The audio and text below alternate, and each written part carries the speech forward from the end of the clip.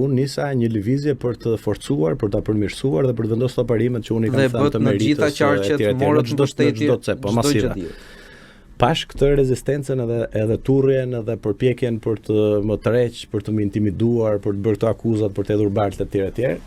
Dhe duke qenë se nuk pati njerëz tjerë të cilët të kishin guximin për tu përballë, pa diskutim që duke parë mbështetjen, duke parë po themi rrethanat, unë hyra ngar dhe nuk pati garë, por po të kishte garë, unë jam i bindur që do të isha fitues në zgjedhjet e brendshme në Partinë Demokratike. Pra ju doni të jeni kryetari i Partisë Demokratike? Pa diskutim, unë e shpalla publikisht dhe në takimet, në gjithë takimet e tjera, në 6 fundet e kam thënë në çdo cep. Pra, si kryetari i Partisë Demokratike, unë do të bëja komplet kundërtën e këtyre që ka bërë dhe ç'po bën Sali Berisha. Dhe Partia Demokratike do të ishte shumë shpejt pushtet. Opozita të vetme forcë që ka në krahasim me qeverinë është shpërsia morale.